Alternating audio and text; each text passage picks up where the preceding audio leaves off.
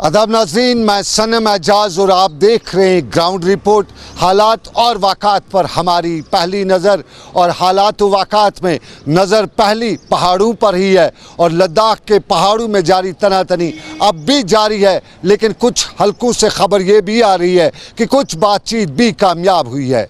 खबरें ये भी निकल के आ रही हैं कि national security adviser Ajit Doval और चीनी वज़ारत ख़ारजा के दरमियान हुई बातचीत के बाद चीनी अफवाज ने गलवान की पहाड़ियों से अपने खीमे उखाड़ते हुए 2 किलोमीटर वापस चली गई हैं। ये गलवान की पहाड़ियों के हवाले से पहली खबर निकल के आ रही है। बताया जाता है कि चीनी अफवाज 2 किलोमीटर पीछे, और ये बातचीत का नतीजा है अजीत डोभाल की चीनी वज़ारत ख़ारजा के साथ बातचीत। लेकिन ये भी खबरें निकल के साथ में आई हैं कि जहाँ चीनी अफवाज पीछे चली हैं, वहीं 2 किलोमीटर के साथ साथ यहाँ से 1 डिवीज़न फ़ौज और भी लद्दाख में तैनात की गई है। और उधर हिमाचल और चाइना के बॉर्डर पर भी तनातनी ना सही, लेकिन हिफाजती इक़दाम सख्त किए गए हैं। और इन्हीं हिफाजती इक़दाम के तहत फ़ौज को अगली चौकियों पर हिमाचल की बॉर्डरों पर भी भेजा गया है। ये वहाँ से लेके यहाँ तक का हाल। लेकिन इस बीच में फ़ज़ाइया भी लाइन ऑफ एक्चुअल कंट्रोल पर पूरी नज़र रखे हुए है, और बताया जाता है कि वो कोई लम्हा नहीं जब सरहद पर चौकसी बरतते हुए फ़ज़ाइया पूरी नज़र रखे हुए है। और कुछ हल्के ये भी कहते हैं कि फ़िलहाल तनातनी में जहाँ कमी है, लेकिन चीन का भरोसा नहीं कि कहाँ से वार करे, और उसी वार का जवाब देने के लिए सरहद पर फ़ौजें तैनात की गई हैं। ये लाइन ऑफ कंट्रोल की सूरत, लेकिन इधर भी तैनाती हुई है। दरबार मूव की तैनाती, वो भी बड़ी देर के बाद, यानी बड़ी देर की मेहरबान आते आते कहा जाता है कश्मीर में दरबार मूव के हवाले से। दरबार मूव को मई के महीने में आना था, लेकिन कुछ पहले से खदशात का इज़हार किया जा रहा था, और कुछ कोविड ने काम किया, और यूँ दरबार मूव के आते आते 2 महीने का वक़्त लग गया। फिर सरकार ने बीच में ये भी फैसला लिया कि अब की बार दरबार मूव नहीं होगा। ताहम दबाव अवाम का, खबरों का, और ये खबरों और अवाम के दबाव के बीच में दरबार मूव को 2 फाड़ भी किया गया, और 18 दफातर जम्मू में, 18 को श्रीनगर मुंतकिल किया गया। और इन 18 में ये भी कहा गया कि जो मुलाजिम जम्मू के हैं वो जम्मू में रहना चाहें तो रह सकते हैं, और जो कश्मीर के मुलाजिम हैं वो कश्मीर में भी रह सकते हैं। लेकिन आज दरबार मूव का श्रीनगर में बाज़ाब्ता तौर पे आगाज़ भी हुआ, और आगाज़ पे आज वो कुछ नहीं हुआ जो माजी में हुआ करता था। माजी में चाहे चीफ मिनिस्टर होता था या गवर्नर होता था, वो आज के दिन पर परेड पर सलामी लेता था, और आज वो यहाँ पे नहीं हुआ। माजी में मीडिया से इस मौके पर बात की जाती थी, वो आज नहीं हुआ। माजी में मीडिया को सेक्रेटेरिएट के अंदर जाने की इजाज़त हुआ करती थी,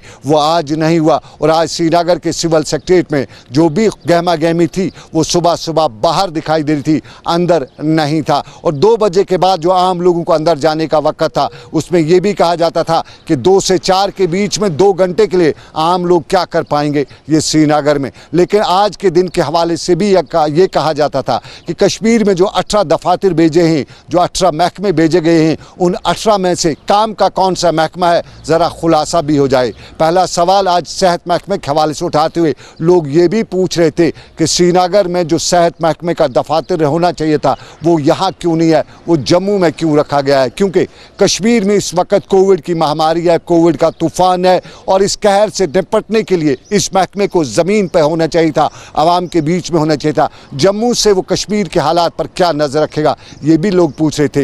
होम डिपार्टमेंट के हवाले से भी लोग पूछ रहे थे कि होम डिपार्टमेंट जम्मू में है, सिचुएशन तो कश्मीर में, हालात की मार तो कश्मीर में है, जम्मू में होम डिपार्टमेंट में क्यों है, कश्मीर में क्यों नहीं। और ये भी बात पूछी जा रही थी कि जो पब्लिक ओरिएंटेड महकमे हैं, जो पब्लिक के साथ डायरेक्ट कनेक्टेड हैं, वो महकमे जम्मू में क्यों, कश्मीर में क्यों नहीं। इंडस्ट्रीज़ और फाइनेंस ही क्या कुल महकमे हैं, बाकी महकमे जो हैं जो पब्लिक ओरिएंटेड हैं वो कश्मीर में क्यों नहीं। ये अंदर से लेके बाहर तक पूछा जा रहा था, लेकिन गॉड ऑफ ऑनर भी नहीं हुआ, और आज मीडिया से कोई इंटरेक्शन भी नहीं हुआ। ताहम गॉड ऑफ ऑनर हुआ, और वो हुआ श्रीनगर के हाई कोर्ट में, जहां जस्टिस गीता मित्तल ने आज गॉड ऑफ ऑनर पर सलामी ली।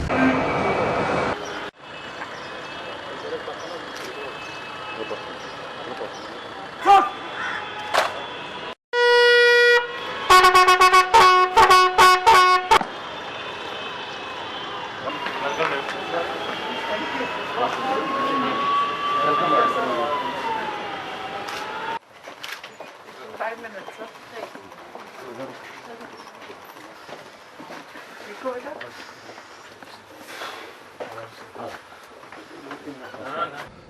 जस्टिस गीता मित्तल ने आज श्रीनगर के हाई कोर्ट में गार्ड ऑफ ऑनर पर सलामी ली और यहाँ पे रूटीन का फंक्शन भी हुआ। लेकिन रूटीन का फंक्शन श्रीनगर में पीएचओ में भी नहीं हुआ। श्रीनगर के पुलिस हेडक्वार्टर में भी आज बाज़ाब्ता तौर पे इनाग्रेशन हुआ, दफ्तर आया, यहाँ पे सेक्रेटरीट मूव हुआ, लेकिन कोई फंक्शन नहीं हुआ। माजी में इस तरह नहीं होता था, प्रैक्टिस हुआ करती थी, वहाँ मीडिया से बात हुआ करती थी, वहाँ बाज़ाब्ता तौर पर फंक्शन आज के दिन पर होती थी। लेकिन अब दूसरा मुद्दा, बड़ा मुद्दा जो कोविड का है, हम तरक्की करें या ना करें, हमारी हालत फाइनेंशियली क्या हो जाए, लेकिन हम रूस से आगे हैं, तीसरे नंबर से आगे बढ़ चुके हैं। हमने रूस को पछाड़ा है, किसी और में ना सही, लेकिन हमने कोविड में रूस को पछाड़ा है और हमारी तादाद जो पॉजिटिव केसेस की है 7 लाख से ऊपर हो ही चुकी है। और ये 7 लाख की तादाद जहां मुल्क में है, वहीं कश्मीर में भी कुछ कम नहीं है। कश्मीर में भी सुबह की शुरुआत कोविड के मर्ज से होती हैं। कल भी अमवात हुई थी, कोविड के मर्ज की अमवात हुई थी, आज भी अमवात की खबर है। और क्या कुछ है वादी कश्मीर में कोविड के हवाले से जानकारी, क्या खबर है, ज़मीनी हक़ाइक़ क्या है? हम चलते मेरे साथी सईद रूफ के पास। रूफ, आपसे जानना चाहेंगे, कोविड का कहर कम तो हो नहीं रहा है, क्या रही दिन भर की सूरत-ए-हाल कोविड के हवाले से? जी सर, अगर कोविड के हवाले से बात करें तो जम्मू कश्मीर में भी हालात जो दिन ब दिन कह सकते हैं कि अबतर होते जा रहे हैं, क्योंकि तादाद जो पॉजिटिव केसों की है वो दिन ब दिन बढ़ती जा रही है। अगर कल के दिन के हवाले से हम बात करें तो 180 से ज़्यादा केस यहाँ पे जम्मू कश्मीर में पॉजिटिव आए थे। और अगर ओवरऑल हम जम्मू कश्मीर की बात करें, तकरीबन 9000 के करीब अब पॉजिटिव केस हमारे सामने आ चुके हैं और जिनमें 136 जो है वो अमवातें भी हुई है। तो ओवरऑल ये कह सकते हैं कि जो सूरत हाल है वो दिन ब दिन अबतर होती जा रही है, जहाँ एडमिनिस्ट्रेशन लोगों से बार बार गुजारिश कर रही है कि वो सोशल डिस्टेंस को मेंटेन करें, SOPs को फॉलो करें। मगर वहीं पे जहाँ पे हम मार्केट की बात करें, मार्केट खुले हैं, जहाँ पे ट्रांसपोर्ट की हम बात करें, ट्रांसपोर्ट चल रहा है, तो वहाँ पे SOPs की वायलेशन की भी खबरें आ रही है। जहाँ एक तरफ सरकार SOPs को फॉलो करने की बात कर रहे हैं, वहाँ लोग जो है वो SOPs को फॉलो नहीं कर रहे हैं, वायलेशन कर रहे हैं, जिसकी वजह से ये तादाद जो दिन ब दिन बढ़ती जा रही है। और जो एक्सपर्ट से हमारी बात हो रही है, डॉक्टर्स से बात हो रही है, वो कह रहे हैं कि अगर सरकार ने, एडमिनिस्ट्रेशन ने अनलॉक किया है, यहाँ पे मार्केट खोल दिया है, ट्रांसपोर्ट को अलाउ किया है, मगर SOPs को फॉलो करना ज़रूरी है। अगर SOPs को पूरी तरह फॉलो नहीं किया जाएगा तो आने वाले दिनों में आप देख सकते हैं कि यहाँ पे और ज़्यादा जो है तादाद वो बढ़ सकती है और काफ़ी ज़्यादा फिगर्स हमारे सामने आ सकते हैं। जून जुलाई की हम बात करें, जुलाई अगस्त की भी अब बात हो रही है कि यहाँ पे भी इन 2 महीनों में भी फिगर जो है वो काफ़ी बढ़ सकता है। लोगों से गुजारिश की जा रही है, लोग जो है वो शायद अभी इसको ईजी ले रहे हैं कोविड को, और जो कह सकते हैं कि लोगों के दिमाग से अब चला गया है कि कोविड-19 कोई वबा बीमारी है। सरकार फिर से गुजारिश कर रही है लोगों से वो SOPs का ख्याल रखें, SOPs को फॉलो करें, सोशल डिस्टेंस को मेंटेन रखें, मास्क का इस्तेमाल करें। जो ही घरों से बाहर निकले आप मास्क का इस्तेमाल ज़रूर करें और सोशल डिस्टेंस को मेंटेन रखें। बहुत शुक्रिया रऊफ पूरी जानकारी देने के लिए। कोविड की खबर और कोविड की खबर पे इल्ज़ामात कई बार लगते रहे हैं। कोविड के हवाले से डॉक्टरों की नाअहली की बात नहीं की जाती है, बल्कि गफलत की बात की जाती है। और गफलत का इल्ज़ाम आज श्रीनगर में शोपियां की फैमिली भी लगा रही थी। अबरार 24 से 25 साल की उम्र का था। फैमिली का कहना कि रोड एक्सीडेंट हुआ और रोड एक्सीडेंट के बाद उसको श्रीनगर के अस्पताल में दाखिल किया गया, लेकिन हादसा हुआ था, उसके सर में चोट आई थी। डॉक्टर ने चोट का इलाज नहीं किया, कोविड का टेस्ट था, कोविड का इलाज किया और कोविड का इलाज तो है नहीं, और यूं सर की इंजरी से उसकी मौत वाक़ा हुई। आज गफलत का इल्ज़ाम लगा रहे थे और आज काहली का इल्ज़ाम लगाते हुए श्रीनगर में अबरार की फैमिली के लोग कोविड के हवाले से इल्ज़ामात लगा रहे थे और बता रहे थे कि डॉक्टरों ने जो कुछ भी किया वो नाइंसाफ़ी है और उनके खिलाफ कार्रवाई होनी चाहिए। यह अबरार की जिसके अहल खाना और दोस्त अहबाब आज श्रीनगर में मुजाहरा कर रहे थे, लेकिन कोविड के हवाले से और भी मामला है। श्रीनगर के JLN अस्पताल में कोविड का मामला, और उस कोविड के मामले में वहाँ का एक मुलाजिम पॉजिटिव हो जाता है, लेकिन यहाँ वहाँ की इंतज़ामिया पे, वहाँ के मेडिकल सुप्रेंट पे और वहाँ के अफसरान पर इल्ज़ाम आज महकमे के ही लोग लगा रहे थे और श्रीनगर में मुजाहरा करते हुए बता रहे थे कि आखिर कब तक ये मनमानी चलेगी, आखिर कब तक ये इस तरह का सलूक चलेगा, आखिर कब तक मुलाजिमों के साथ किस तरह की नाइंसाफ़ी की जाएगी। क्या बता रहे थे, हम आपको उन्हीं की बात सुनाते हैं बगैर किसी लेपा पोती के। हमारा एक फार्मासिस्ट जो अपनी ड्यूटी के फ़राइज़ अंजाम देते हुए कोविड पेशेंटों के साथ पॉजिटिव आ गया, और वहाँ की एडमिनिस्ट्रेशन ने, खासकर वहाँ की जो नोडल अफसर है, उसने वहाँ उसको एडमिट करने से इनकार किया। अपनी ज़िद और हटदर्मी दिखाकर उसने कहा कि इस हॉस्पिटल में हम इस आपके फार्मासिस्ट को एडमिट नहीं करेंगे बल्कि किसी दूसरी हॉस्पिटल में एडमिट करेंगे, जबकि वो फार्मासिस्ट अपनी ड्यूटी के फ़राइज़ 24/7 वही जवाहरलाल नेहरू हॉस्पिटल में अंजाम दे रहा था। और एक दिन भी नहीं हुआ था जब हमारे मुलाजमीन ने वहाँ प्रोटेस्ट किया तो डायरेक्टर हेल्थ सर्विसेज की तरफ से एक आर्डर निकला जिसमें हमारे तकरीबन 4 मुलाजमीन, जिनमें जावेद साहब खुद भी है और बाकी मुलाजमीन, उनकी ट्रांसफ़र की गई, दूर दराज इलाकों पे उनकी ट्रांसफ़र की गई। और HDF जो हमारा एक मुलाजिम है उसको टर्मिनेट किया गया। हालांकि HDF मुलाजिम 3,000 या 4,000 रुपयों पे वो काम कर रहा था, उसको टर्मिनेट किया गया। इस पे आज हम हेल्थ एम्प्लॉइज़ कोऑर्डिनेशन कमेटी अपना एहतिजाज यहाँ दर्ज करा रहे हैं और हमने आज अपना एहतिजाज यहाँ दर्ज कराया और डायरेक्टर साहब को मुतालबा करते हैं कि फिल फोर जो उन्होंने ये आर्डर निकाला है इसको कलादम करार दे ताकि इंसाफ हो जाए। ये श्रीनगर के डायरेक्टरेट ऑफ हेल्थ सर्विसेज में महकमे सेहत से जुड़े मुलाजमीन और श्रीनगर के JLNM अस्पताल में इंतज़ामिया पर हुए इल्ज़ामात पर मुजाहरा कर रहे थे और बात अरबाब इक़दार तक पहुंचाना चाहते थे। लेकिन आपको नाज़रीन बताएं कि और भी मामलात हैं कश्मीर में। NYC से जुड़े लोग भी मुजाहरा कर रहे थे और मुजाहरा करते हुए बात अरबाब इक़दार तक पहुँचाने की कोशिश कर रहे थे, बता रहे थे कि उनके मामलात भी सुनने की ज़रूरत है। सर रिसेंटली कमेटी बिठाई गई थी चीफ सेक्रेटरी के सदारत में, जिसका हेड है चीफ सेक्रेटरी सर। तो उसमें हम चाहते हैं कि वो पैटर्न चेंज होना चाहिए लाइक जस्ट RETs। और सर हमारी जो सैलरी है वो हाइक होनी चाहिए। लेफ्टिनेंट गवर्नर साहब से ये हमारी अपील है, मौदबाना अपील है कि उस पर देखा जाए। और जो इसमें यतीम लगे हैं मतलब आधे मैरिड है सर, तो उन पे पैटर्न चेंज होना चाहिए। ये NYC के लोग जो मुजाहरा कर रहे थे बता रहे थे कि उनके मामलात को पूरा किया जाए। लेकिन एक और मामला भी है। मेडिकल असिस्टेंट एक अच्छा कोर्स हुआ करता था और हेल्थ सेक्टर को बढ़ावा देने के लिए कभी सरकार ने जम्मू कश्मीर फार्मेसी एक्ट के तहत इस मेडिकल असिस्टेंट कोर्स को रिकगनाइज किया था। सरकारी तौर पर भी यहाँ ट्रेनिंग दी जाती थी और गैर सरकारी तौर पर भी कई कॉलेजों में मेडिकल असिस्टेंट की ट्रेनिंग देने के बाद नौकरी भी दी जाती थी। और हेल्थ डिपार्टमेंट में एक अच्छी खासी तादाद उनकी लोगों की है जो बाज़ाब्ता तौर पर मेडिकल असिस्टेंट कोर्स करने के बाद यहाँ डिपार्टमेंट में जॉब भी करते। लेकिन अब रीऑर्गेनाइजेशन ऑफ जम्मू कश्मीर हुआ है और reorganisation of Jammu Kashmir act के बाद जम्मू कश्मीर फार्मेसी एक्ट जो है ख़त्म हो चुका है और जम्मू कश्मीर फार्मेसी एक्ट के लागू होने से बाद अब ये जो मेडिकल असिस्टेंट कोर्स है इसकी कोई क्रेडिबिलिटी अब या यूँ कहें इसको अब अकाउंटेबल यहाँ पे वो मान्यता नहीं है जो होनी चाहिए। यानी यहाँ पे इस वक्त ये भी कहा जाता है कि 20,000 के मेडिकल असिस्टेंट जिन्होंने ट्रेनिंग की है या कर रहे हैं बेकार हो जाएंगे। ना ही उनको गवर्नमेंट जॉब मिलेगा, ना ही उनको कोई उनकी इस डिग्री का या इस डिप्लोमा का कोई फ़ायदा मिलेगा। और यही मुद्दा लेकर वो आज श्रीनगर की प्रेस कॉलोनी में मुजाहरा करते हुए बात अरबाब इक़दार तक पहुँचाना चाहते थे। सर ये एक्चुअली ये है कि हम 20,000 तालिब इल्म हैं तो न तो हमें रजिस्ट्रेशन दे रहे हैं न तो हमें लाइसेंस दे रहे हैं। इस लिहाज से हमने गवर्नर इंतज़ामिया या कहीं भी एडमिनिस्ट्रेटिव डिपार्टमेंट से उनके साथ कई बार मुतालबा भी किया है, कई मेमोरेंडम भी भेजा है, मगर उनकी तरफ से हमें कोई रेस्पॉन्स नहीं आया। पहले तो आपकी ये रजिस्ट्रेशन होती थी, बाज़ाब्ता तो रजिस्टर्ड होती थी, अब ये क्या हो गया? देखिए जब से आर्टिकल 370 एबॉलिश हुआ, यहाँ पे पहले यहाँ पे स्टेट फार्मेसी थी, उसके अंदर स्टेट फार्मेसी के अंदर यहाँ पे मेडिकल असिस्टेंट्स फॉल होते थे रजिस्ट्रेशन के लिए भी, लाइसेंस के लिए भी और जॉब के लिए भी।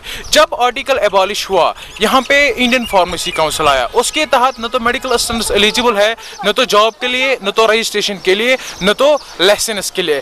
इस कोर्स में अभी भी एडमिशन हो रहा है सर। इसमें 20,000 तालिब इल्म हैं जिन्होंने ये परस्यू किया है बिफोर द एबॉलिगेशन ऑफ आर्टिकल 3 से, जो जिन्होंने किया है या अभी कर रहे हैं। इसमें ऐसे भी 5,000 बच्चे हैं जिनका एडमिशन अभी चल रहा है इस वक्त सर। अभी भी हमने रिक्वेस्ट की थी, चाहे कोई भी एडमिनिस्ट्रेटिव डिपार्टमेंट हो, फार्मेसी के रिलेटेड जो भी हो, हमने उनके साथ बहुत बार कांटेक्ट करने की कोशिश की, मगर उनकी तरफ से हमें कोई रेस्पॉन्स नहीं आया है। करीबन 20,000 के करीब कहा जाता है कि ये लोगों की तादाद है और अब ये बेकार हो जाएंगे, बेकार हो भी चुके हैं। और हमने भी ये मामला इनके हुकाम के साथ भी उठाया था। हमें बताया गया कि उनकी फ़ाइल एक बार प्रोसेस के लिए फिर भेज दी गई है, शायद कुछ अच्छी खबर वहाँ से निकल आए। लेकिन अभी शायद के होते हुए खबर और नज़र अतुल डल्लू पर ही है और देखा जाना है कि अतुल डल्लू किस तरह इस मामले को सुलझाते भी हैं और उनसे कश्मीरियों को बहुत ज़्यादा उम्मीदें भी हैं। लेकिन SFC यानी स्टेट फॉरेस्ट कॉरपोरेशन भी ऐसे ही रीऑर्गेनाइजेशन के मुद्दे में फंसा हुआ है और आज भी श्रीनगर में उनके मुलाजमीन मुजाहरा करते हुए सरकार तक बात कर रहे थे कि आखिर कब तक वो फंसे रहेंगे इन सारे जमेलू में। जिस वक्त फॉरेस्ट कॉर्पोरेशन को फॉरेस्ट डेवलपमेंट कॉर्पोरेशन उस वक्त 2,500 मुलाजमीन को फॉरेस्ट डेवलपमेंट कॉर्पोरेशन में एडजस्ट किया गया। न उसमें डेलीवेशन की कहीं जिक्र है, न कॉन्ट्रैक्चुअल की जिक्र है, जो 25 साल से इस फॉरेस्ट का काम कर रहे हैं। मुझे आपके साथ कहना पड़ता है कि मरकजी सरकार ने 230 करोड़ का grant in aid forest corporation के हक में मंजूर कर लिया, मगर यूटी सरकार ने न जाने किन वजूहात पर उसको रोक लिया है, जिसकी वजह से मुलाजमीन 3 माह से तड़प रहे हैं तनख्वाह के लिए। और मुलाजमीन तनख्वाह होने के बावजूद भी अपनी ड्यूटी खुश असलोबी से अंजाम दे रहे हैं। मैं सरकार से इस्तदा करना चाहता हूँ कि LG साहब जल्द अज जल्द इसमें ज़ाती मुदाखलत करें और फॉरेस्ट कॉर्पोरेशन के हक में 3 माह का तनख्वाह जल्द अज जल्द वागुजार कराए। ये मुलाजमीन की बात, मुतालबात की बात, लेकिन हमारे यहाँ आपने सुना होगा कभी कश्मीर में गुलजार पीर का नाम भी काफ़ी मशहूर हुआ था और गुलजार पीर को अपने कारनामों के बाद जेल की हवा भी खानी पड़ी थी। लेकिन ऐसा ही गुलजार पीर राजौरी के इलाके में लाइन ऑफ कंट्रोल के नज़दीक भी पाया गया है और लाइन ऑफ कंट्रोल के नज़दीक पाए गए इस गुलजार पीर के कारनामों पर आज पुलिस ने हाथ भी डाला है।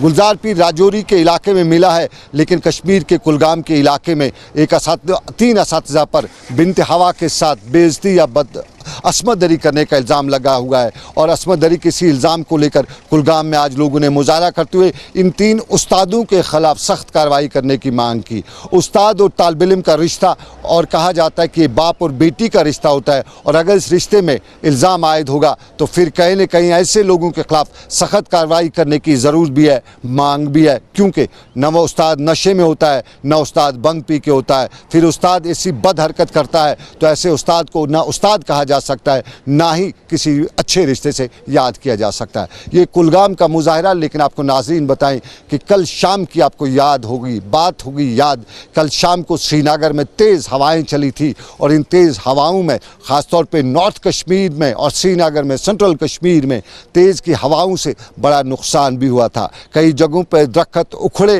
कई इलाकों से खबर ये भी आई कि मकानों की छतें भी उड़ गई और इन तेज़ हवाओं में डर और खौफ का समा बराबर दिखाई दे रहा था। और डर और खौफ के इस सारे माहौल में अक्सर घरों में बच्चे दुबक के रह गए थे, ऊपरी मंजिलों से नीचे उतर गए थे, क्योंकि हवाएं उस रफ्तार से चलती हैं जिस पे कश्मीर में आमतौर पे कहा जाता है कि 100 की स्पीड से हवाएं चल रही थी। और 100 की स्पीड से चल रही इन हवाओं की वजह से कुछ नुकसान की खबरें भी हैं, लेकिन बड़े जानी नुकसान या माली नुकसान से बचने की ही खबर आई है और उम्मीद है कि बच ही जाएंगे। लेकिन बच्चे 2 नहीं बच सके, और वो भी कंगन के इलाके में, श्रीनगर के नूरबाग के इलाके के 2 बच्चे कल सैर व तफरी के लिए कंगन के इलाके में गए थे, लेकिन वहाँ से दरियाई सिंध में बह गए और उनमें से एक की मैयत को आज निकाला भी गया। कंगन में दिलदोज हादसा, एक बच्चे की मैयत को निकाला गया है, दूसरे के बारे में तलाश जारी है।